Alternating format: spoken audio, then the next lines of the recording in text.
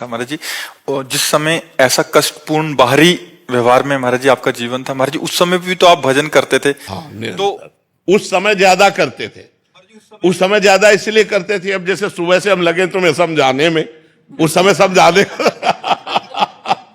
उस समय केवल भजन था, किसी से मिलना जुलना नहीं, किसी से बातचीत नहीं, रात दिन भजन था। अब तो भजन का विभाग भी हो गया कि भाई 2 घंटे एकांतिक होगा, ये होगा वो होगा। उस समय कोई विभाग नहीं था, केवल भजन था। ना भोजन की व्यवस्था है, ना रहने की व्यवस्था है, रात दिन गंगा किनारे भगवान के भजन में महाराज जी लगे। उस समय भगवान ने ऐसा विधान क्यों नहीं किया आपके लिए? हाँ, भगवान ने उस समय विधान इसलिए नहीं किया कि जब मटकी पक्की हो जाए और फिर पानी डालो तो पानी ठंडा करके पिला देगी, और अगर कच्ची मटकी में पानी डाल दिया तो फैल जाएगी। उस समय कच्ची मटकी थे, अगर ये सुविधा दे देते तो फैल जाते। अब भगवान की कृपा से इस सुविधा का कोई फर्क नहीं है। जो हमारा लक्ष्य है वो हमारे साथ है। ये माया का जो प्रवाह है वो हमारे चित्त को आकर्षित नहीं कर सकता, क्योंकि इष्ट गुरु कृपा से मटकी पक्की हो गई है। तो भगवान ने ऐसी कृपा की कि बिल्कुल संभाल करके ऐसे लाए, और जब ये दिया तब भोगने लायक नहीं रखा।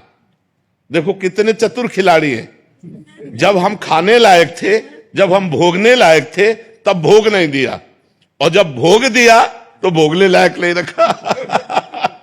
वो बड़े खिलाड़ी है, वो बड़े कृपालु है, कैसे जीव को बचाते थे। इसलिए भगवान ने उस समय नहीं दिया कि उस समय मटकी कच्ची थी। अगर विषय रूपी पानी डाल दिया जाता तो फैल सकती थी। आज मटकी पक्की कर दी और फिर उसमें भर दिया, तो अब वो ठंडा जल दूसरों को सुख प्रदान कर रहा है। मटकी स्वयं सुरक्षित है और दूसरों की प्यास बुझा रही है। इसलिए ऐसा भगवान ने किया। महाराज जी आपको लगता नहीं कि अब ठीक होते, स्वस्थ होते तो हम अच्छे से? नहीं, इन इच्छाओं का सबका नाश हो जाता है। भजन का यही फल होता है। जब आनंद मिलता है, भगवदानंद, तो ये सब गंदी बातें, सब संसार के सुख, ये सब अच्छे नहीं लगते, अपने आप अच्छे नहीं लगते। नहीं तो फिर भगवदानंद का मतलब क्या रहा? जैसे भुने हुए चने को कहीं भी बो दो, कभी अंकुरण नहीं हो सकता। ऐसे ऊसर बरसई तृण नहीं जामा, संत हृदय जिम उपज न कामा। वही संत है जिसके हृदय में कोई कामना न उपज, कि आज हम ये खाएं, आज ये देखें, आज ये भोगने, ये सब इच्छा नहीं रह गई। बस निरंतर भगवान जैसे चला रहे हैं, सत्कर्म होता रहे, कोई गलती ना हमसे होने पावे, भगवान का विस्मरण ना हो। बस यही एक कामना है कि कभी भगवान को भूलूं नहीं। बिसरी हो ना बिसारी हो, यही दान मोहि देव, श्री हरिवंश के लाडिले मोहि अपनी कर लियो। मैं आपको न भूलूं और प्रभु आप मुझे न भूले, मैं आपका दास हूं। इतनी बात है, और कोई इच्छा नहीं रह गई। महाराज जी जैसे आपने बोला कि कोई गलती ना हो, तो अभी भी थोड़ा भय रहता है कि हाँ, भय रहता है, अब भी भय रहता है। ये तो मरने तक रहेगा। एक वैश्या थी, तो एक संत भिक्षा मांग के निकलते थे, तो उसने मनोरंजन में कहा कि बाबा तुम्हारी दाढ़ी पवित्र कि मेरे बकरे की दाढ़ी पवित्र? वो कुछ नहीं बोले। 2 साल बाद जब उस मरण सैया पर लेटे हुए थे, बोले उस वैश्या को बुलाओ। बुलाया, कहा बेटा मेरी दाढ़ी अच्छी। तो बोले बाबा ये बात उस समय क्यों नहीं कही? बोले इसलिए नहीं कही कि कभी कुछ हो सकता है। आज मैं मरने जा रहा हूं, अब कुछ नहीं हो सकता, इसलिए दाढ़ी मेरी पवित्र है।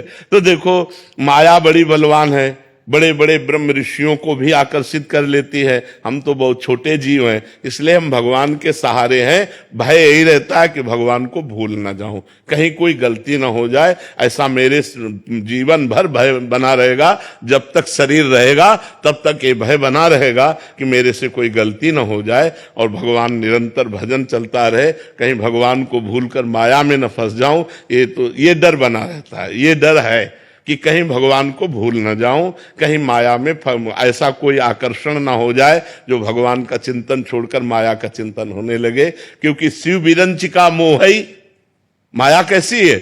शिव विरंचिका मोहई को है बपुरान, अस जिय जान भजी मायापति भगवान। ऐसी भगवान की माया की बड़े बड़े ईश्वर कोटि के लोगों को भी मोहित कर ले, तो अपने क्षुद्र जीव हैं, अपने मोहित हो जाए तो कौन सी बड़ी बात है। बड़े बड़े ब्रह्म ऋषियों को नचनी नाच नचा दिया। जो माया सब जगह ही नचावा, जासु चरित लख काहू न पावा।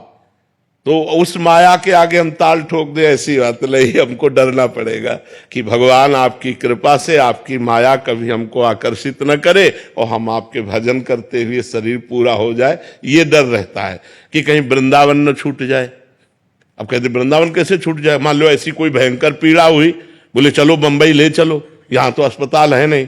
हे भगवान, कभी हमको धाम न छूटे, नाम न छूटे, कहीं कोई ऐसी परिस्थिति ना, मान लो शरीर में इतना दर्द शुरू हो जाए कि नाम ही छूट जाए, तो नाम न छूटे, धाम न छूटे, कोई गलती न हो, ये बातें बनी रहती मन में।